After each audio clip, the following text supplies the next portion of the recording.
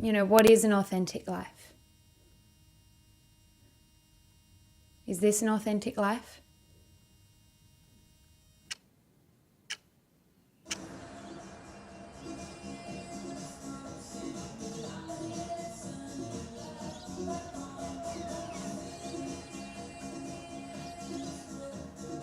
Oh, cool! Your first testosterone shot. Yep, this Awesome. About fucking time. Champagne.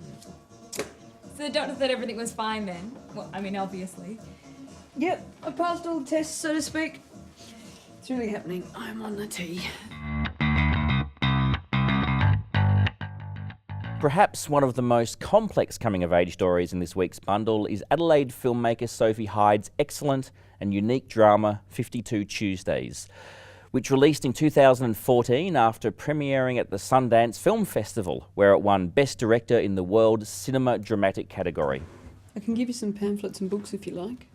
It'll set out the steps. I'll take hormones, take a male name. Have you seen my cardigan? That new one? She's not listening.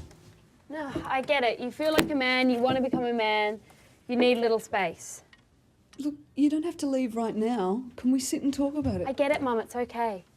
The story follows 16-year-old Billie, Tilda Cobham-Hervey, whose path to independence is accelerated when her mother reveals she's intending to transition gender from Jane to James.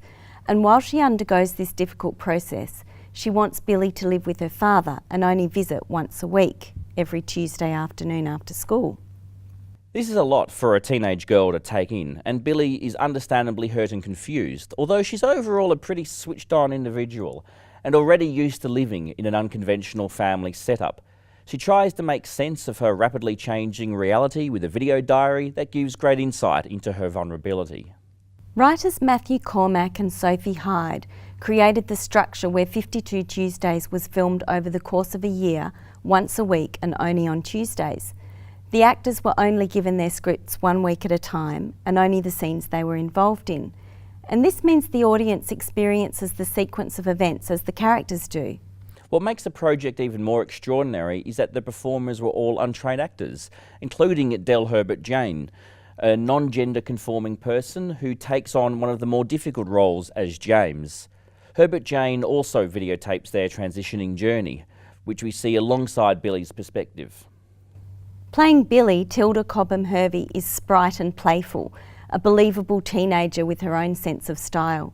Like many of our films this week, 52 Tuesdays is a double coming-of-age narrative, where both the older and younger characters transform. Now, what gives this particular story complexity is seeing how the teenager's own sexuality and desires are forming in secret with two of her school friends, who form an experimental threesome, unbeknownst to their parents. 52 Tuesdays feels like a documentary, but a very crafted and artistically satisfying one.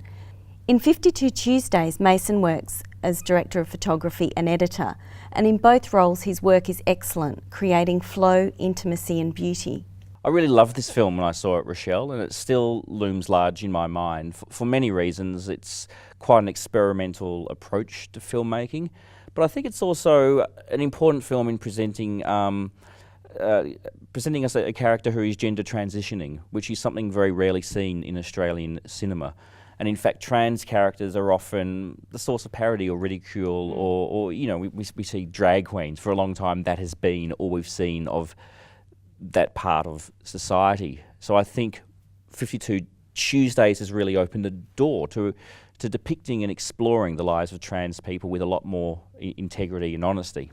Yeah, and I mean, it's unusual to see a film depicting a trans character, but then to see that relationship with the child as this change is happening is it's a really interesting coming of age narrative.